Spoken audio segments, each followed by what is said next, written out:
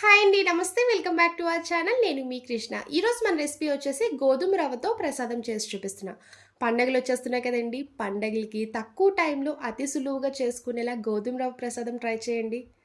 అచ్చం అన్నవరం సత్యనారాయణ ప్రసాదం టేస్ట్ ఎలా ఉంటదో అలానే ఉంటదండి. టేస్ట్ అయితే చాలా బావుంటది. నోటికి రుచిగా, కమ్మగా ప్రసాదం తినే కొద్దీ తినాలనిపిస్తదండి. అంత టేస్టీగా ఉంటది. ఈ గోధుమ రవ్వ ప్రసాదం ఎలా చేయాలో ఒకసారి చూద్దాం రండి. ఇప్పుడు గోధుమ రవ్వతో ప్రసాదం చేసుకోవడానికి స్టవ్ ఆన్ చేసి ప్యాన్ పెట్టుకున్నాక 2 స్పూన్స్ వరకు నెయ్యి వేసుకోవాలి. నెయ్యి కంప్లీట్గా హీట్ అయ్యాక డ్రై ఫ్రూట్స్ వేసుకోండి. నేనైతే జీడిపప్పు, కిస్మిస్, బాదం వేసుకుంటున్నానండి. మీ దగ్గర ఏ డ్రై ఫ్రూట్స్ ఉంటే అవి వేసుకోవచ్చు. మామూలుగా అన్నవరం సత్యనారాయణ స్వామి ప్రసాదంలో అయితే డ్రై ఫ్రూట్స్ వేయరండి. మీరు కావాలనుకుంటే వేసుకోవచ్చు, లేదు అంటే స్కిప్ చేసుకున్నా కూడా పర్వాలేదు. ఇలా డ్రై ఫ్రూట్స్ వేయడం వల్ల ప్రసాదం తింటూ ఉన్నప్పుడు డ్రై ఫ్రూట్స్ తగులుతూ ఉంటే టేస్ట్ బాగుంటుంది. చూడండి, ఈ కలర్ వచ్చే వరకు ఫ్రై చేసుకున్నాక ప్లేట్లోకి ట్రాన్స్ఫర్ చేసుకోవాలి. జీడిపప్పు, కిస్మిస్ ఫ్రై చేసుకున్నాక నెయ్యి ఉంది కదండి, ఇంకో వేసుకున్న అవసరం లేదు. ఇప్పుడు రవ్వ ఫ్రై చేసుకోవాలి. బయట సూపర్ మార్కెట్లో 2 రకాల రవ్వలు అమ్ముతారండి. ఒకటి ఎర్ర గోధుమ రవ్వ, ఇంకొకటి తెల్ల గోధుమ రవ్వ. ప్రసాదం చేసినప్పుడు మాత్రం ఎర్ర గోధుమ రవ్వతోనే చేసుకోవాలండి, అప్పుడే టేస్ట్ బాగుంటుంది. ఇలా 1 కప్పు వరకు ఎర్ర గోధుమ రవ్వ వేసుకున్నాక ఒక 2 మినిట్స్ వరకు దోరగా ఫ్రై చేసుకోవాలి. చూడండి, రవ్వ బాగా ఫ్రై అయింది కదా. ఇప్పుడు వాటర్ వేసుకొని ఈ రవ్వని ఉడికించుకోవాలి. 1 కప్పు ఎర్ర గోధుమ రవ్వ కదండి, సేమ్ అదే కప్తో 3 కప్పుల వరకు వాటర్ వేసుకోవాలి.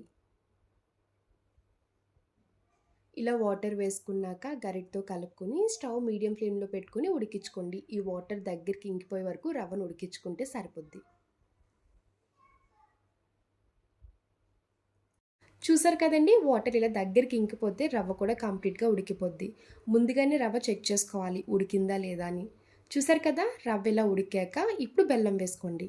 1 కప్పు ఎర్ర గోధుమ రవ్వకి కప్పున్నర వరకు మనం స్వీట్ వేసుకోవాలండి. నేనైతే 1 కప్పు బెల్లం, హాఫ్ కప్పు వరకు పంచదార వేసుకుంటున్నాను. మీరు ఇంకా హెల్తీగా తినాలనుకుంటే కప్పున్నర వరకు కూడా మీరు బెల్లం వేసుకోవచ్చండి. ఇలా బెల్లం, పంచదార వేయడం వల్ల టేస్ట్ బాగుంటుంది.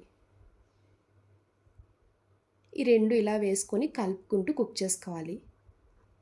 ఇలా ప్రసాదం కలుపుతూ ఉన్నప్పుడే 3 వరకు యాలక్కాయలు చితకొట్టుకొని వేసుకోండి.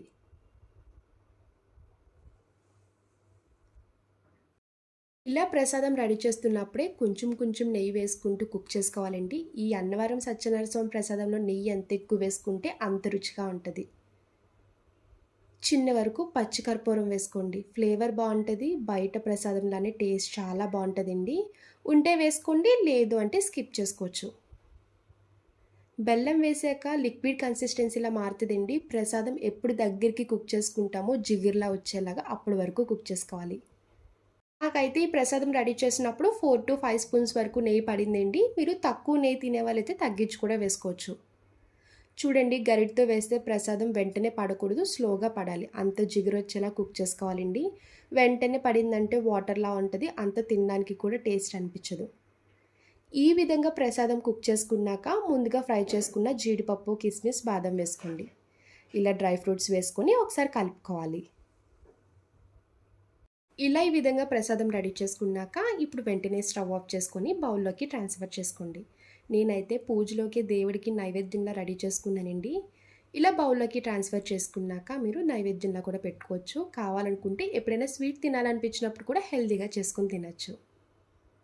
చూసారు కదండి, అన్నవరం ప్రసాదం టేస్ట్ వచ్చేలాగా మీకు ఈజీగా సింపుల్గా చేసి చూపించాను. ఈ విధంగా చేసుకున్నారంటే నోటికి రుచిగా, కమ్మగా చాలా బాగుంటుందండి. తప్పకుండా ట్రై చేయండి. నా వీడియో మీకు నచ్చితే లైక్ చేసి షేర్ చేయండి. అలానే ఫస్ట్ టైం చూసే వాళ్ళైతే ప్లీజ్ నా ఛానల్ని సబ్స్క్రైబ్ చేయండి. డైలీ నేను పోస్ట్ చేసిన వీడియోస్ అన్నీ మీకు నోటిఫికేషన్ ద్వారా వస్తాయి. ఇంకా కొత్త రెసిపీతో మళ్ళీ కలుద్దాం. Bye friends, thanks for watching.